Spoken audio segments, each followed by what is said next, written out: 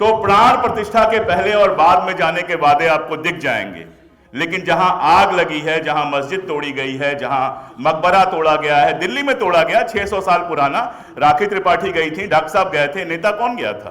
देश का जो पॉलिटिकल क्लास है, जो खुद को विपक्ष कहता है, खुद को सेकुलर कहता है, मेरी सारी शिकायत उससे है। उसे मुसलमानों के वोट चाहिए, लेकिन जिन इलाकों में लिंचिंग हुई है राजस्थान के, मैं घूमा हूं, गया हूं, बहुत सारे लोगों से मिला हूं, माफ कीजिएगा, किसी पॉलिटिकल पार्टी का कोई बड़ा नेता उनके पास पहुंचा नहीं है। दिल्ली के बयानात को छोड़ दीजिए। क्या 30-35 साल हम इंतजार करेंगे कि सब कुछ जब तबाह बर्बाद हो जाए उसके बाद हम बोलना शुरू करें, या खतरे उठा के बोलेंगे कि इस देश के ढेर सारे प्रोफेसर्स, राइटर्स, सिविल सोसाइटी में जिस जिस तरह के लोग होते हैं, उन्होंने तो अपने कंधे पर यह बोझ लिया है कि जब तक ताकत होगी बोलेंगे। हम डिनर में इकट्ठा होते हैं तो एक दूसरे से मजाक करते हैं कि कभी जेल चले जाएं तो यार संभाल लेना जरा ये वाली चीज। तो हम तो तैयार हैं इस बात के लिए। देश में अगर कोई लड़ाई लड़ रहा है और खतरे उठा के लड़ रहा है तो वो सिविल सोसाइटी लड़ रही है। अभी तक कोई बड़ा मुस्लिम नेता तो जेल नहीं गया जो संसद के अंदर बैठा हुआ है। उमर खालिद जेल जाता है।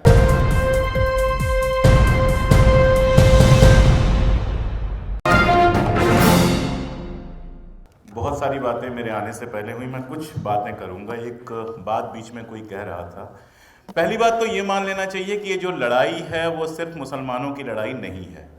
जिस दिन आपने ये समझ लिया कि ये मुसलमानों की लड़ाई है तो फिर कोई अशोक पांडे क्यों लड़ेगा, नंबर 1, और दूसरा, उनके लिए इसको लड़ना बहुत आसान हो जाएगा। अगर ये लड़ाई सिर्फ मुसलमानों की होती, अगर ये लड़ाई सिर्फ मुसलमानों की होती तो फिर अडानी के जिम्मे सारा कुछ करने भर से वो खुश हो जाते, उसके आगे कुछ और करने की जरूरत उनको क्यों होती? अगर ये लड़ाई सिर्फ मुसलमानों की होती तो ठीक है, बाबरी मस्जिद गिरा दी गई, उसकी जगह पे राम जन्मभूमि मंदिर बन गया, कह रहे हैं 2 की बात और है और बना लेंगे, मान लीजिए, उनको खामोश हो जाना चाहिए था। दरअसल ये लड़ाई इस देश में किस तरह का शासन रहेगा और किस तरह की लूट रहेगी, इसको तय करने की लड़ाई है। ये बात बहुत साफ साफ हमको समझना पड़ेगा। और उस लड़ाई में मुसलमान एक सुविधा बन के आते हैं, एक कॉमन दुश्मन बन के आते हैं। अभी रतनलाल साहब थे, चले गए।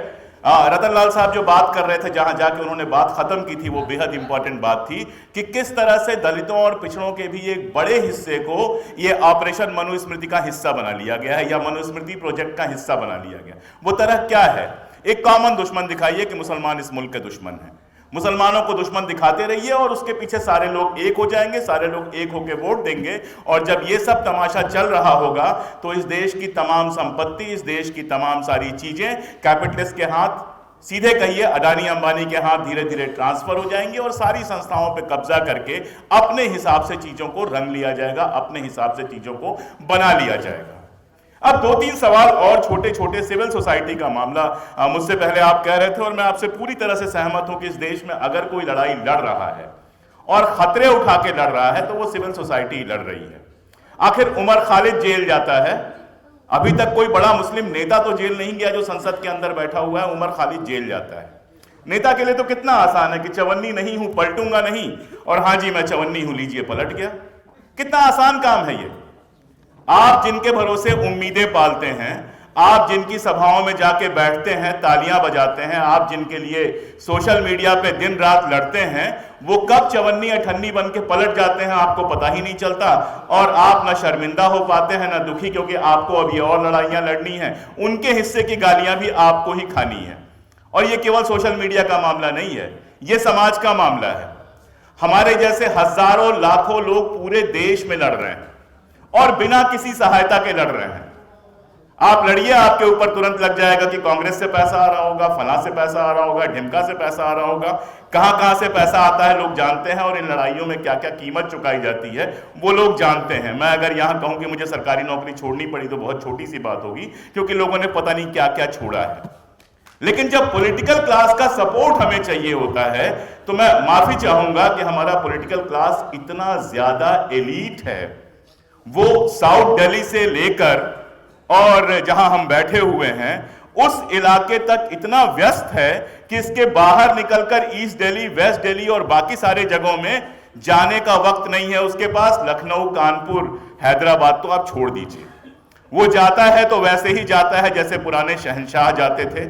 जाता है, एक पूरे उसके पीछे काफिला चलता है, बड़ी मुश्किल से अपने कार्यकर्ताओं के लिए उसको 5 मिनट मिलता है। हाँ, जब उसको आपसे काम होगा तो उसकी उम्मीद जरूर होगी कि उसके कॉल की पहली घंटी पर आप उठा लें। अगर 3 घंटियां बच जाएगी तो उन्हें लगेगा कि उनकी बेइज्जती हो गई है।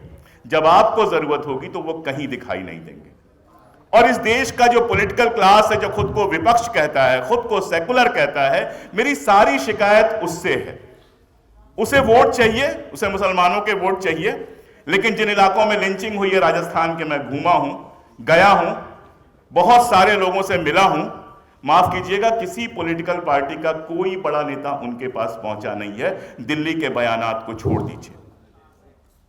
फारूक साहब बैठे हैं, कश्मीर पे कुछ कहना कुफ्र होगा आपके सामने, लेकिन हकीकत यह है कि इस देश में बैठकर कश्मीर भारत का हिस्सा है करने वाले श्रीनगर के कुछ इलाकों से कभी बाहर निकलकर जाकर देखने की जहमत नहीं उठाते कि वहां के गांवों में, वहां के छोटे छोटे कस्बों में AFSPA के तहत आम मुसलमान किस तरह की जिंदगी जी रहा है। वो भी नहीं जो अपने आप को सेकुलर कहते हैं। अभी उत्तराखंड में जो घटना हुई है हल्द्वानी में, आप सब लोग जानते हैं, हल्द्वानी के लोकल विधायक के अलावा आपने किसी को वहां पहुंचते देखा, या कोई उम्मीद करते हैं आप कि कोई वहां पहुंचेगा? एक जो ये पॉलिटिक्स इस देश में शुरू हो गई है कि हम सेकुलर हैं तो मुसलमान तो हमको वोट देगा ही, बाकियों को खुश करो, तो प्राण प्रतिष्ठा के पहले और बाद में जाने के वादे आपको दिख जाएंगे।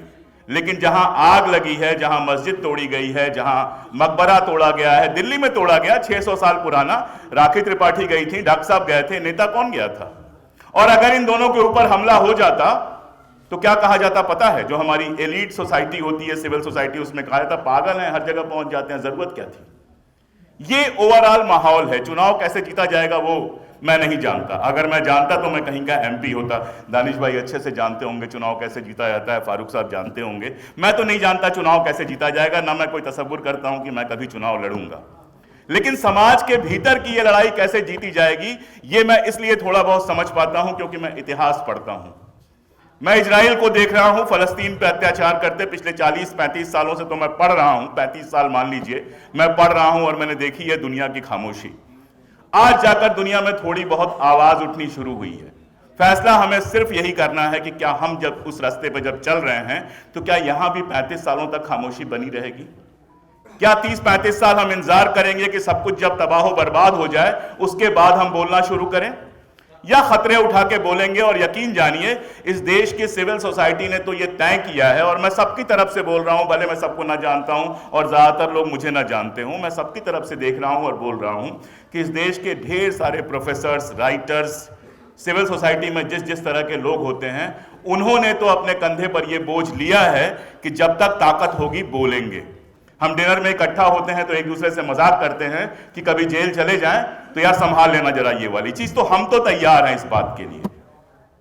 हमारी जो सियासी पार्टियां हैं उनको सोचना पड़ेगा कि क्या वो तैयार हैं, क्या वो कॉन्स्टिट्यूशन क्लब से बाहर निकलने के लिए, अपने इलाकों से बाहर निकलने के लिए, अपने एलीट जो घेरा बना के रखा है उससे बाहर निकलने के लिए तैयार हैं?